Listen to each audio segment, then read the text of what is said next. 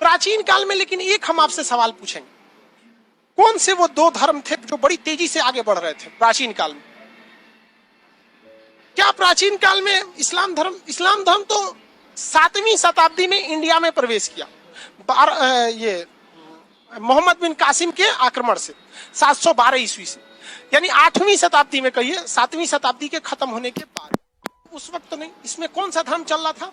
बौद्ध और जैन बड़ा तेजी से आगे बढ़ा था। और बौद्ध और जैन धर्म का अगर पुराना इतिहास देखेंगे तो महात्मा बुद्ध भी हिंदू धर्म से और महावीर स्वामी भी हिंदू धर्म।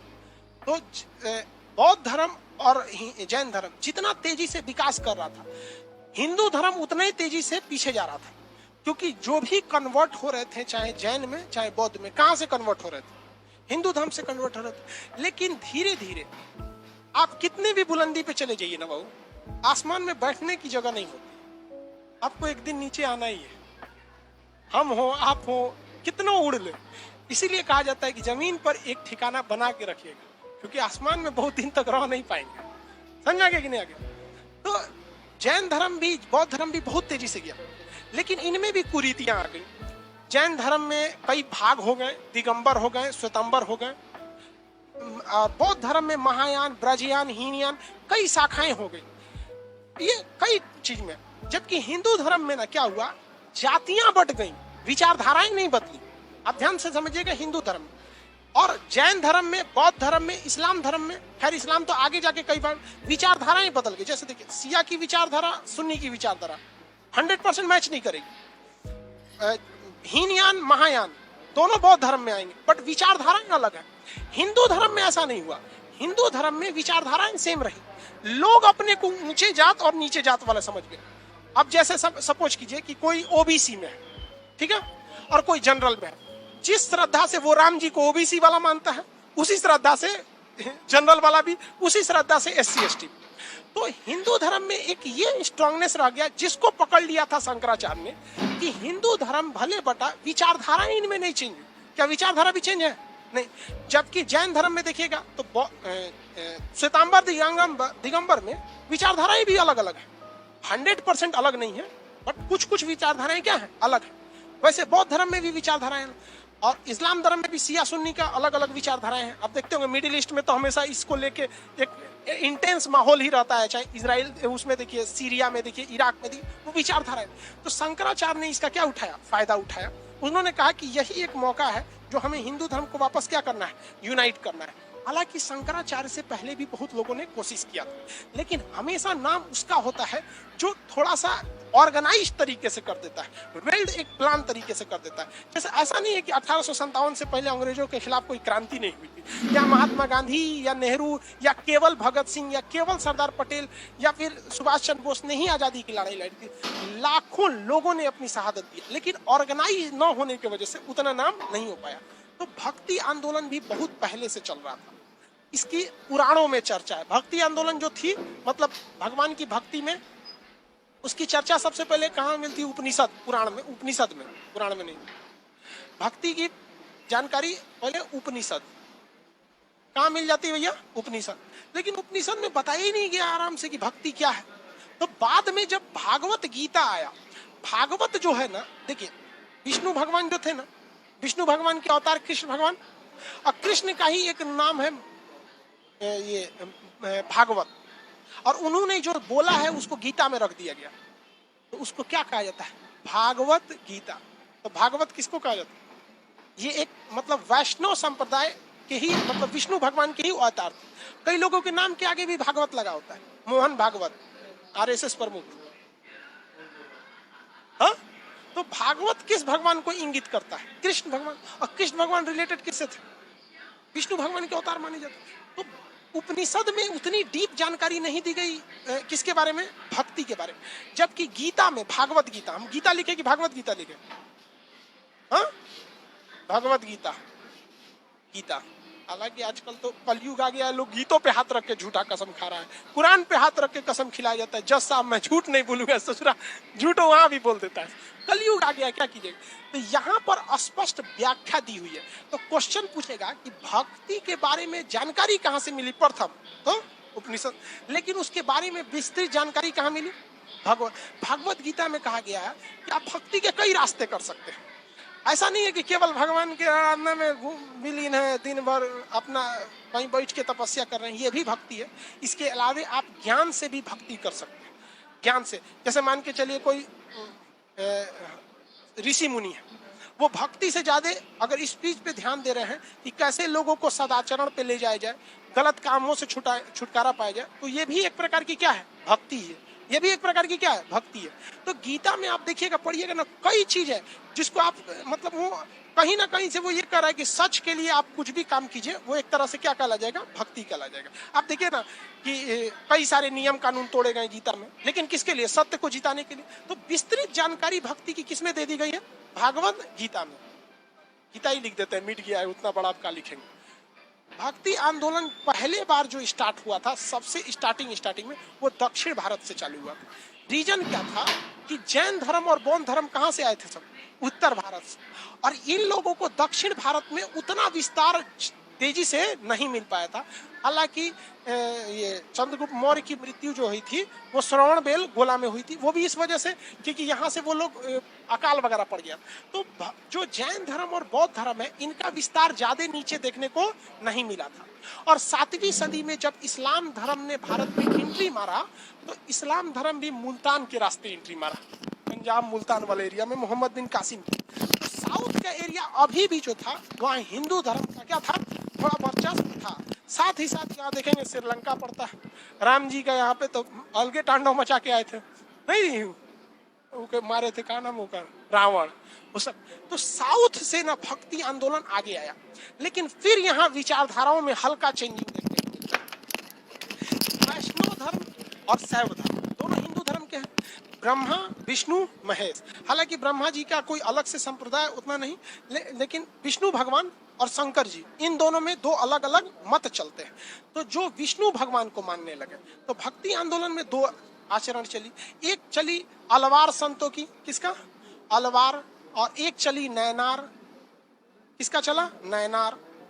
अलवार संत जो थे वो विष्णु भगवान की आराधना करते थे और उनके अवतारों की आराधना करते थे। इनमें 12 बहुत प्रमुख भक्त हुए सब उस समय के, ठीक है, लेकिन ये लोग विस्तृत जानकारी नहीं दे पाए। नयनार संत तो भैया शंकर जी भोलेनाथ वाला का खाली बैठल रहेगा, इनका तो अलगो है। अभी सावन नहीं का चल रहा है कि नहीं रहा है, सावन में मीट मांस बंद हो जाता है तो सोच सादा खाना खाई ले नहीं जाता है। देखे तो अभी किस नयनार संत किसके थे भैया, शंकर जी, उन्हीं को ना शिव कहा जाता है, शंकर जी के थे। इनमें 63 भक्त हुए सब। देखो भैया भोले बाबा यूं जीत गए, दिख रहा है। विष्णु भगवान के कितना है, नयनार के आप एग्जाम में भुला जाइएगा। कैसे पूछेगा, अलवार संत किसकी उपासना करते थे, तो आपको ये याद रहेगा कि विष्णु या फिर शंकर जी या फिर विष्णु जी में किसी एक का था। एग्जाम में कंफ्यूज आ जाएंगे, कहाँ जाएंगे। ये बताइए 3 गो आंख किसका था, 3 गो नयन, 3 गो नयन, नयन से नयनार, याद रहेगा। नयन से क्या हो जाएगा, नयनार। तीसर की आंखियां खोलेंगे तो फिर खत्म कहानी हो जाएगी। तो आंखिया से याद रखिएगा, नयन से किसके थे, शंकर जी के। किसके, शंकर जी। इस शंकर जी के भक्त में एक बहुत बड़े भक्त थे, उसके पिताजी ने भी उनका नाम शंकर रख दिया था। अक्सर आप में किसी का नाम है कि नहीं शंकर, किसी का नाम नहीं है शंकर, अक्सर लोगों का नाम रह जाता है शंकर, आप लोग में भी देखिएगा।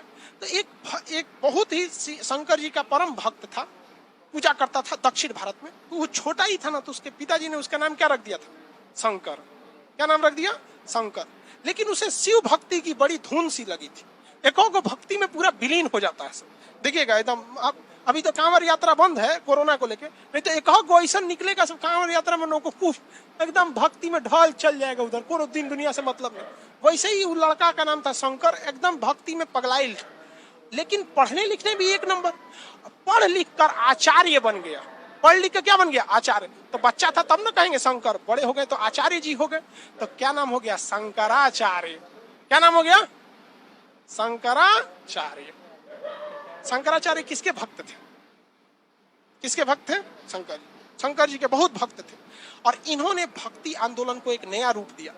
जो जैन धर्म और बौद्ध धर्म टूटकर, हिंदू धर्म से टूट के जो लोग उसमें समाहित हो गए थे, उन्हें वापस लाने का काम किसने किया था, शंकराचार्य ने किया था। और ये 6वीं से 7वीं शताब्दी के बीच में चल रहा था। 6वीं से 7वीं यानी 600 ईस्वी के बाद चल रहा था। 600 ईस्वी जो थी वो बौद्ध धर्म और जैन धर्म दोनों की विनाश की स्थिति थी। दोनों की किसकी थी? विनाश की। और इसी समय इस्लाम धर्म क्या मार रहा था? एंट्री मार रहा था। शंकराचार्य यह समझाने में कामयाब हो गए कि आज से 600 साल पहले भी लोग हिंदू धर्म छोड़ के बौद्ध में गए थे, लोग हिंदू धर्म छोड़ के जैन में गए थे। आज देखिए दोनों में कुरीतियां आ गई, दोनों में संप्रदाय बढ़ गया। फिर आप वापस आ रहे हैं कि हिंदू धर्म में, अब देखिए कि इस्लाम धर्म आ रहा है, आप वहां जाएंगे तो फिर लौट के आएंगे। ऐसे करते अपने हिसाब से। उस समय तो यूट्यूब फेसबुक था नहीं, धीरे धीरे लोगों में क्या हो गए? फैल गए। तो शंकराचार्य बड़ी जायज से क्या हो गए? फैल गए। इन्होंने अपना एक मत दिया, उन्होंने कहा अद्वैतवाद। क्या दिया? अद्वैतवाद। अद्वैतवाद, अद्वैतवाद। इन्होंने अच्छी तरह से समझ गए थे कि अगर हिंदू धर्म को यूनाइट करना है ना, किसमें करना है? यूनाइट करना है, तो इनको कैसे भी करके एक धर्म पे लाइए। क्या करके? एक भगवान पे लाइए। लेकिन हिंदू धर्म में एक भगवान है ही नहीं है। पहले ही बात, ब्रह्मा विष्णु महेश, उसमें कोई गणेश जी को अपना सबसे प्रिय समझता है, तो कोई शंकर जी को, कोई कृष्ण भगवान को, सबका अपना अपना फेवरेट है। और मुसीबत में होता है ना तो अपने सबसे प्रिय से ही मांगता है, फंस जाएगा नहीं, शंकर जी बचा लीजिए महाराज, बहुत दिक्कत में, अब की बार बचा लीजिए, अगली बार गलती नहीं करे, फिर करेगा उस सोच। तो इन्होंने कहा कि देखो इस चीज को तो आप नकार नहीं सकते हो कि ब्रह्मा विष्णु महेश तीनों का अस्तित्व है, नकार नहीं सकते, तीनों की समान शक्तियां हैं। तो इन्होंने समझाने में कामयाब हो गए कि भैया तुम किसी की भी पूजा करो, वो एक ही है। वो दो ससुरा मीट क्या जाता है रे तुम? एक तो हमको हिंदी लिखने में दिक्कत होता है, लिख दो तो ससुरा मीट जाता है।